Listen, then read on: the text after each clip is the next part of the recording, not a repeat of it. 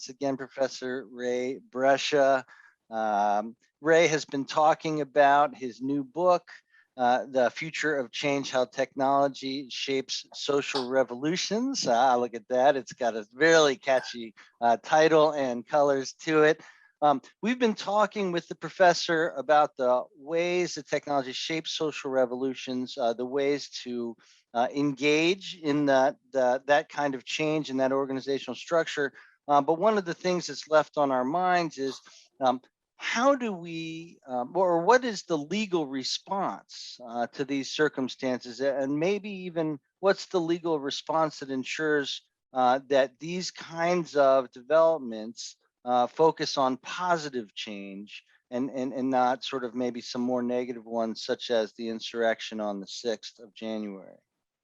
So it's a great question. I really want to address it in or sort of two main problems that I see that the present state of the technology, the communications technology, the two main problems that they pose. The first is one of privacy, and that groups, disfavored groups, if you would, being anxious about using the new technologies to organize, particularly if the forces aligned against them are anti-democratic. So we see some surveillance of advocates. We see some information being exposed that advocates are engaged in, and I worry that we would go down a path if our government becomes anti-democratic, that will chill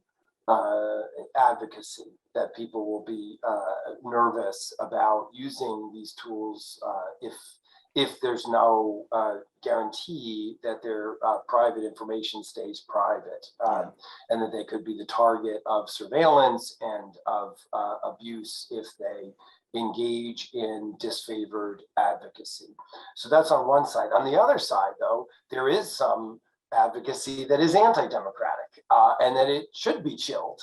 And we saw that with the insurrection on January 6th, we see some of the threats to elected officials, school board members who want to promote public health measures, and so certainly the social media shouldn't be a channel through which to foment and encourage violence. We see it in the United States, and we absolutely see it in other countries, Myanmar, the Philippines, Brazil. So one component of that, I think, is the algorithms that are used to feed users more outrageous content, encourage them to engage in actions based on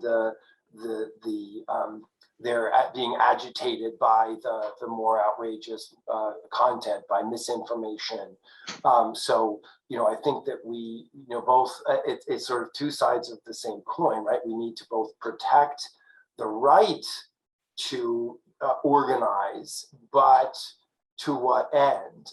And to the extent that these tools are being used to foment anti-democratic action and violent action, it should be curtailed. And one way into that is to address misinformation and the algorithms. Now, I don't want the government either to be involved in content moderation, but I do think that there's some disclosures, a more robust disclosure regime, one akin to what we would use in zoning, of land use, a land use approach, through zoning, where people would be informed of the type of uses that the information that we give on the internet, on social media, the uses to which that information is placed, right? So if a social media company is is, marketing information to you or selling your private information to others, or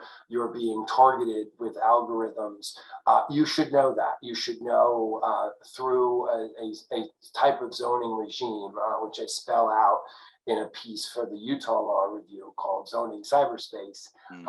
And to sort of say, people need to know, to what extent that their private information is being used to ends that they wouldn't support, that they wouldn't want, and then the extent to which information is being pushed to them. So these are some ways that I suggest, and there are a lot of proposals out there, a national privacy bill. I think one step in that direction is to make really solid but understandable and easy to adopt sort of grades or zones where people would understand when they're entering into a site or using a particular app, the extent to which their private information is being used and the extent to which they may have information pushed to them.